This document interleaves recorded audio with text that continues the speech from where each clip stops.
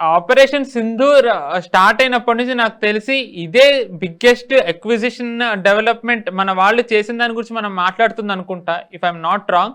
ఐస్టార్ అనేది ఎప్పటి నుంచో నిజానికి చర్చల్లో ఉన్న ఎట్టకేలకి ఐస్టార్ కి ఆమోదం రాబోతోందన్న వార్తలు వస్తున్నాయి. సరే, అసలు ఈ ఐస్టార్ అంటే ఏంటి? ఎట్ ది సేమ్ టైం ఇది రావడం వల్ల మన ఫోర్సెస్ కి ఇలాంటి ఆపరేషన్ సింధూర్ లాంటి టైంలో ఎలా ఉపయోగపడుతుంది సార్? యాక్చువల్గా ఆఫ్ కోర్స్ ఇది ఇంకా పెద్ద పెద్ద ఎయిర్క్రాఫ్ట్స్ కొనాలి మనం. ఆంకా లాంటివి ఇంకా పెద్ద పెద్ద బడ్జెట్స్ ఉన్నాయి. 30, 40, 50 వేల కోట్ల బడ్జెట్స్ ఉన్నాయి. కానీ ఇది 10,000 కోట్ల బడ్జెట్ ఒకటి మన ఎయిర్ ఫోర్స్ ప్లాన్ చేస్తుంది. దీని పేరు ఏం చెప్పారంటే ఐస్టార్ అని పెట్టారు. ఐస్టార్ అంటే intelligence, surveillance, target acquisition and reconnaissance. అంటే అర్థం ఏంటంటే శత్రువు యొక్క గతివిధులన్నీ కనిపెట్టడానికి సర్వీలెన్స్ చేయాలి. ఇంటెలిజెన్స్ అంటే వాడు ఏం చేయబోతున్నాడో, అది ఎక్కడి నుంచి వస్తోంది, ఏంటి, అది మన మీద ఎప్పుడు దాడి చేయబోతున్నాడో, అది యాక్టివ్ గా ఉందా, అక్కడ ఏమైనా యాక్టివిటీ జరుగుతుందా, ఆ ఇంటెలిజెన్స్ అంతా గ్యాదర్ చేయడం.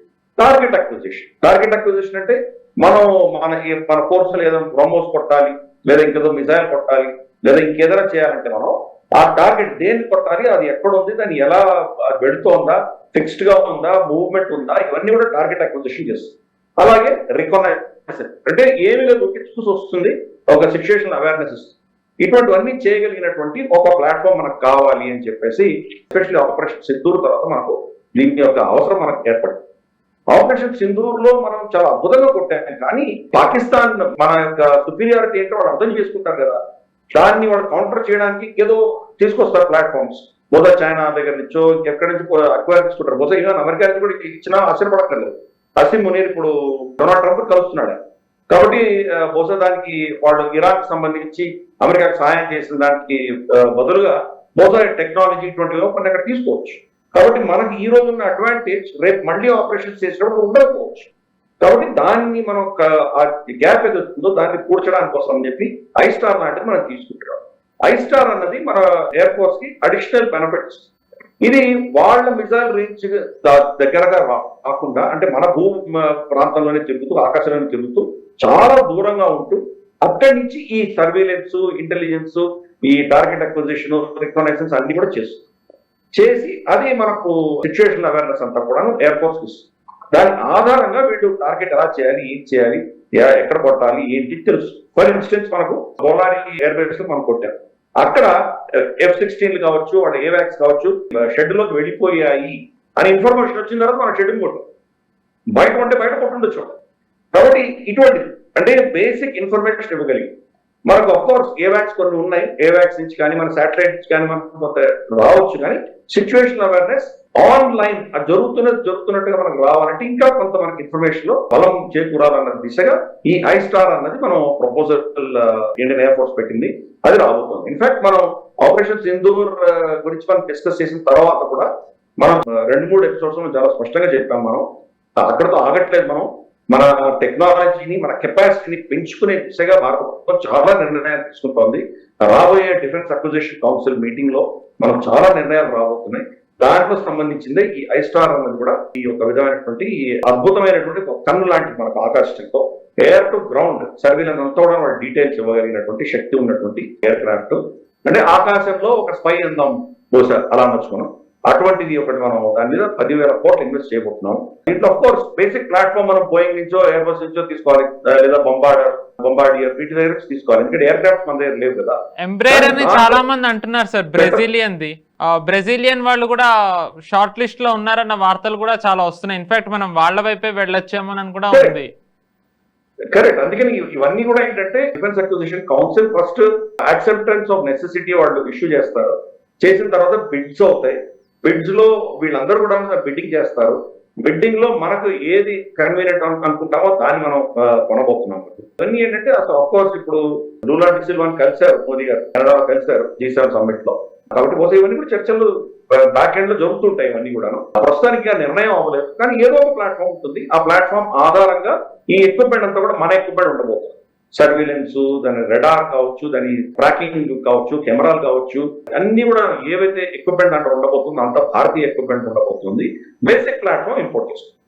ఇది రాబోయే రోజుల్లో బహుశా ఇది ఫైనల్ గా దీన్ని అప్రూవల్ అనేది రాబోతుంది. 2 క్వశ్చన్స్ ఉన్నాయి సార్ దీనికి సంబంధించి. ఐస్టార్ అనేది ఏదైతే ఉందో చాలా ఇయర్స్ నుంచి నిజానికి దీని గురించి చర్చలు జరుగుతున్నాయి. ఎక్స్పోల్లో దీనిది మోడల్ పెట్టడం, దీనికి ఎప్పటికప్పుడు అప్రూవల్ వస్తుంది అనడం, కానీ రాలేదు. ఆపరేషన్ సింధూర్ తర్వాత రాబోతోంది. మన సిడిఎస్ గారు ఫారెన్లో షంగ్రీలా సింగపూర్లో ఇచ్చిన దాంట్లో స్టార్టింగ్ మేము కొన్ని మిస్టేక్స్ చేసాం, ఆ మిస్టేక్స్ నుంచి నేర్చుకుని మేము తర్వాత October 10th రోజు మేము ఏమీ చేయలేదని అన్నారు. మిస్టేక్స్ అది మాకు హెల్ప్ అయిందని. సో అలాంటి మిస్టేక్స్ రాకుండా ఇది హెల్ప్ చేస్తుందా సార్? నెంబర్ 1. నెంబర్ 2 ఏంటంటే సార్, ఆపరేషన్ సింధూర్ కానివ్వండి, ప్రస్తుతం ఇరాన్ ఇజ్రాయెల్ మధ్య జరుగుతున్నది కానివ్వండి, ఒక air force and at the same time fighter jet కానివ్వండి, లేకపోతే ఏవాక్స్, ఇవన్నీ కూడా ఎంత ఇంపార్టెంటో మళ్ళీ ఒకసారి ప్రూవ్ చేసింది. అంటే ఎందుకు ఇది అడుగుతున్నానంటే సార్, మామూలుగా ఇప్పుడు ఈ మధ్య ఎయిర్ ఫోర్స్లో ఇంకా పైలట్స్ అవసరం లేదు, ఇవి అవసరం లేదు, అవి అవసరం లేదు, ఓన్లీ మిసైల్స్ ఉంటే చాలు, డ్రోన్స్ చాలని అంటున్నారు. కానీ నిజానికి మన ఆపరేషన్ సింధూర్ కానివ్వండి, ఇజ్రాయెల్ ఇరాన్ మధ్య జరుగుతున్న దాంట్లో ఎయిర్ ఫోర్స్ అండ్ దానికి సంబంధించిన అన్ని కూడా ఎక్విప్మెంట్ లైక్ ఏవాక్స్ కానివ్వండి, రీఫ్యూలర్స్, ఇవన్నీ ఎంత ఇంపార్టెంట్ ప్రూవ్ అయింది. సో ఈ ఐస్టార్ దీనికి రిలేటెడ్ గా కూడా ఏమన్నా ఆలోచించి తీసుకున్నారు అనుకోవచ్చా సార్? అంటే ఒకటి మనం ఒక విషయం అర్థం చేసుకోవాలి, మనకు ఎవాల్వింగ్ టెక్నాలజీస్ ఇవన్నీ కూడా 10-15 ఏళ్ల క్రితం డ్రోన్ టెక్నాలజీ లేదు, ఎవరు వాడలేదు. మొట్టమొదటిసారి డ్రోన్లు వాడింది అజర్బైజాన్ ఆర్మేనియా మీద వాడింది. యుద్ధంలో అంటే ప్రాక్టికల్ గా వాడినటువంటి మొదటి యుద్ధం అది. ఆ డ్రోన్లు ఏముంది, దీనికి చాలా చిన్నగా మెల్లిగా వస్తాయి, దీనికి ఈజీగా షూట్ చేయొచ్చు అని అనుకున్నారు. కానీ తర్వాత ఎంత కీలకమైందో మనం చూస్తున్నాం. డ్రోన్ వార్ఫేర్ అనేది మనకు హెజ్బుల్లా, తర్వాత మనకు హమాస్, హౌతీలు, వీళ్ళందరూ ఎలా ప్రయోగించారో మనం చూసాం. ఇరాన్ ఎలా ప్రయోగించిందో చూసాం. అలాగే భారతదేశం పాకిస్తాన్ మధ్యలో జరిగిన దాంట్లో ఎలా మనం దాన్ని వాడుతున్నామో చూస్తున్నాం. రష్యా యుక్రెయిన్ యుద్ధంలో ఎలా వాడుతున్నామో చూస్తున్నాం. కాబట్టి ఇవన్నీ కూడా ఏంటంటే ఒక ఎమర్జింగ్ టెక్నాలజీ. అంటే హ్యూమన్ ప్లాట్ఫామ్ యొక్క ఇంపార్టెన్స్ తగ్గి ఈ యొక్క అన్మాన్డ్ ప్లాట్ఫామ్స్ యొక్క ఇంపార్టెన్స్ పెరుగుతూ మనం చూస్తున్నాం. కానీ ఇప్పుడు ఇంకా ట్రాన్సిషన్ లో ఉన్నాం. కంప్లీట్ గా పైలట్ నడిపించేటువంటి ఎయిర్ క్రాఫ్ట్ అని పక్కన పెట్టేటువంటి పరిస్థితి ఇంకా మనకు రాలేదు, అంత టెక్నాలజీ రాలేదు. కాబట్టి కొన్ని ఆపరేషన్స్ మనకి పైలట్స్ కావాలి.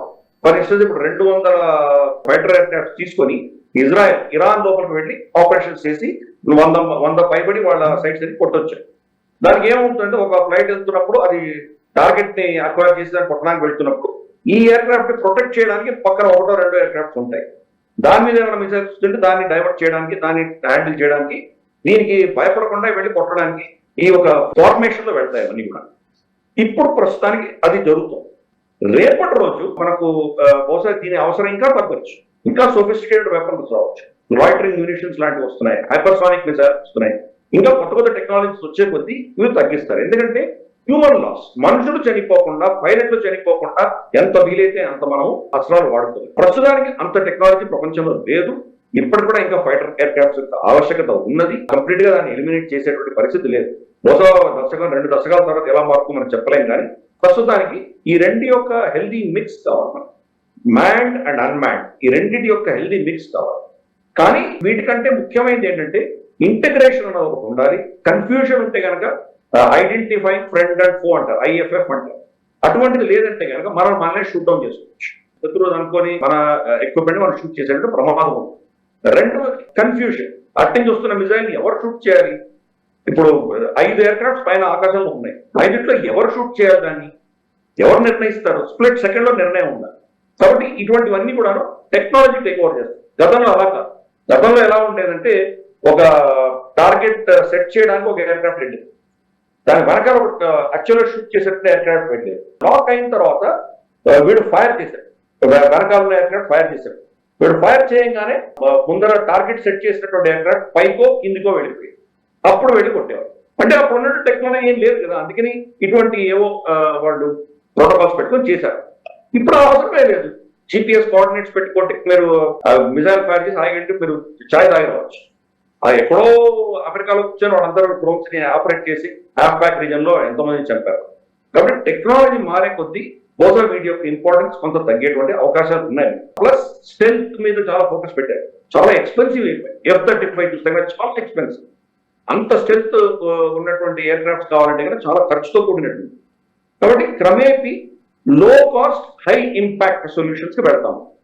వీటన్నిటికీ కావాల్సింది ఏంటంటే ఇంటెలిజెన్స్ కావాలి. వీటన్నిటికీ కావాల్సింది మనకు సర్వేలెన్స్ కావాలి, దానికి సిచ్యువేషన్ అవేర్నెస్ కావాలి. మనకు అటువంటివన్నీ ఇచ్చేటువంటి ప్లాట్ఫామ్స్ మీద ఎక్కువ ఫోకస్ పెట్టాలి. ఇవి వస్తే కనుక తర్వాత మనం చాలా చేయొచ్చు, అద్భుతాలు చేయొచ్చు.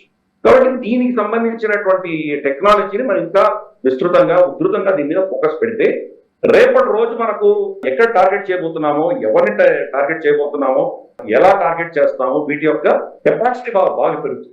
ఇన్ఫాక్ట్ ఆపరేషన్ సింధూర్లో మనం కొట్టినంత పిన్ పాయింట్ ప్రెసిషన్ లో చాలా యుద్ధాలు అవి జరగట్లేదు. పరిస్థితి రష్యా వాళ్ళు ఏదో వేస్తున్నారు, అది పోయి బిల్డింగ్ మీద పడుతోంది, ఇంకెక్కడో పడుతోంది. టార్గెటెడ్ అటాక్స్ అనేది రష్యా కూడా చేయలేకపోతుంది, యుక్రెయిన్ కూడా చేయలేకపోతుంది. ట్రై చేస్తున్నారు కానీ అంత పర్ఫెక్ట్ గా లేదు. మనకు కొట్టినంత పర్ఫెక్ట్ గా ఎవరు కొట్టట్లేదు. ఫర్ ఇన్స్టెన్స్ మనకు బహావల్పూర్ లో మనకు జైషే మహమ్మద్ వాళ్ళ హెడ్ క్వార్టర్స్ కొట్టినప్పుడు 3 టోమ్స్ లోంచి కొట్టారు. పైనుంచి చూస్తే ఈ 3 డ్యామేజ్ ఉంది, ఇంకేమీ లేదు. ఇక బిల్డింగ్ కూడా బయట నుంచి చూస్తే పైన చూస్తే బాగానే ఉంది, కానీ లోపల ఫోటోస్ చూస్తే కనుక అది 3వ అంతస్తు లోపలికి వెళ్ళి మొత్తం పే చేసి లోపల ఏమి. కాబట్టి అంత పిన్ పాయింట్ ప్రెసిషన్ తో కొట్టాలంటే మనకి ఇంటెలిజెన్స్ ఉండాలి, మనకు కోఆర్డినేట్స్ ఉండాలి, పర్ఫెక్ట్ ఇన్ఫర్మేషన్ దానికి సంబంధించిన డీటెయిల్స్ అన్ని ఉండాలి, అప్పుడే మనం కొట్టగలం. కాబట్టి అది చేయడానికి కోసం మనం ఫోకస్ పెట్టాం. నేత్ర ఆల్రెడీ మనకు ఉంది, మన శాటిలైట్స్ నావిక్ అనే శాటిలైట్స్ ఉన్నాయి, అలాగే మన డ్రోన్స్ వెళ్తున్నాయి, కొన్ని డ్రోన్స్ అక్కడ ఉన్నటువంటి సిచ్యువేషన్ చెప్తున్నాయి. అలాగే ఇప్పుడు మనం కొత్తగా హై స్టార్ పెట్టుకోవాల్సుకున్నాం. ఇవన్నీ కూడా ఆ ఫస్ట్ శక్తిని ఇస్తుంది. ఆ శక్తిని వాడుకొని మ్యాన్డ్ ఎయిర్ క్రాఫ్ట్ వెళ్ళాలా, అన్మ్యాన్డ్ ఎయిర్ క్రాఫ్ట్ వెళ్ళాలా, తర్వాత ఏది వెళ్తే దాన్ని షూట్ డౌన్ చేయడానికి ఏ అస్త్రం వాడాలి, ఇవన్నీ కూడా టెక్నాలజీ నిర్ణయించబోతుంది. రేపు వాడు అక్కడి నుంచి ఏదో డ్రోన్ కొట్టాడు, $1000 డ్రోన్ కొట్టాడు, ఇక్కడి నుంచి మనం ఏదో S-400 బ్రహ్మోస్ మిసైల్ పెట్టి దాన్ని షూట్ చేయలేం కదా, అంత ఖర్చు పెట్టి దానికి షూట్ డౌన్ చేయలేం. వాడు $1000 పెట్టి వాడు ఏదో కొట్టాడంటే దానికి కనీసం $100, $200, $500 ఉన్నటువంటి అస్త్రం మనం కూడా ప్రయోగించాలి. కాబట్టి ఈ నిర్ణయం అంతా కూడా ఎఫెక్టివ్ వచ్చి సపోజ్ మన దగ్గర ఉన్నటువంటి $500 సొల్యూషన్ దాన్ని కొట్టలేకపోయింది అనుకుంటాం. అది చిన్నది $1000 అయినా కానీ మన మీద ఎక్కడో హెడ్ క్వార్టర్స్ మీద పడో, ప్రైమ్ మినిస్టర్ ఇంటి మీద ఎక్కడో పడి మేజర్ సిగ్నిఫికెంట్ ఒక సైకలాజికల్ ఇంపాక్ట్ మన మీద వస్తే కానీ పరిస్థితి. కాబట్టి ఈ నిర్ణయాలకు కూడా టెక్నాలజీ టేక్ ఓవర్ చేయబోతోంది. మనం ఆ ట్రాన్సిషన్ లో ఉన్నాం. అందుకనే ఐస్టార్ లో ఇవన్నీ కూడా ఉండబోతుంది. చాలా ప్రిసైజ్ గా ఎటువంటి ఇన్ఫర్మేషన్ ఇస్తే గ్రౌండ్ లెవెల్ లో నిర్ణయాలు జరుగుతాయి, టెక్నాలజీ ఎలా దీని ఆధారంగా నిర్ణయించగలదు, అవన్నీ కూడా ఈ ఐస్టార్ లో ఫోకస్ పెట్టబోతున్నారు. అందుకని ఆపరేషన్ సింధూర్ లో మనం నేర్చుకున్నటువంటి పాఠాలు ఏమున్నాయో వాటి ఆధారంగా దీని ఐస్టార్ లో ఉన్నటువంటి టెక్నాలజీ అని ఉండబోతుంది.